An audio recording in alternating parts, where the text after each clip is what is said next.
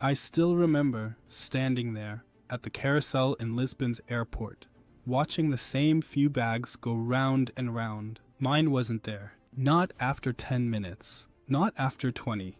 That sinking feeling. You know the one, where your heart kind of drops into your stomach and your brain starts racing through worst-case scenarios. I had just landed after a long, delayed flight. I was exhausted, dehydrated, and all I wanted was a shower and clean clothes. Instead, I was stuck with nothing but my carry-on, which, lucky me, only had a charger, an empty water bottle, and a crumpled protein bar. I kept hoping maybe my luggage would show up on the next flight. Maybe someone just accidentally took it. I even waited at the airport an extra hour, pacing, checking my email, asking staff to double check. Nothing. Worst part? That bag had more than just clothes. It had my camera, the one I use for freelance gigs. It had a rented lens I hadn't even paid for yet. And yeah, it had sentimental stuff too. Like a sweater my mom knit years ago. Gone. I felt this weird mix of anger and helplessness. Like, who do you even yell at when your bag just disappears? No one at the airport had answers. Just a shrug and a generic file a report. So I did. But deep down, I thought, this is going to be a nightmare to deal with. No way I was seeing that stuff again. Back at my Airbnb, I collapsed on the bed and just stared at the ceiling. That's when I remembered I'd actually bought travel insurance this time. Not because I'm super responsible or anything. Honestly, I just saw a Reddit thread before the trip that scared me into it. I dug up the confirmation email and started the claim process. I expected hours of paperwork, annoying phone calls, delays, but it wasn't like that. It was surprisingly smooth. I asked for my report number, a few receipts for the valuables, and proof of travel.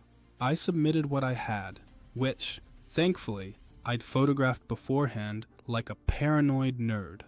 And then I waited. A few days later, I got an update. My claim was being processed. No extra hoops. No suspicious questions like I was trying to scam them. Just progress. Within 2 weeks, I got reimbursed for most of the value. The camera, the lens, even the essentials I had to buy on arrival, like clothes and toiletries. Of course, they couldn't bring back the sweater. But they took care of the financial hit. And honestly, that changed everything for me. Before that, I always saw travel insurance as one of those maybe things.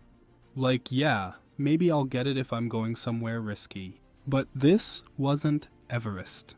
It was Europe. A city, a normal trip. And that's the thing. Most travel problems don't happen during crazy adventures. They happen in airports, taxis, hotel rooms, everyday places, when you least expect it. So now, I don't skip it. Especially not when I'm carrying expensive gear or going somewhere unfamiliar. The insurance I used was through Ores.insure. You can Google it, or I'll put the link down below. It wasn't flashy or expensive or anything. It was just there when I needed it. And that made all the difference. If you're traveling soon, even if it's just a short trip, don't assume things will go perfectly. I didn't. And I'm so glad I had something in place when they didn't. Protect your stuff. Protect your peace of mind. It's not just about money. It's about knowing you're not alone when things go sideways. Anyway, that's my story. If even one person hears this and avoids the headache I had, totally worth sharing.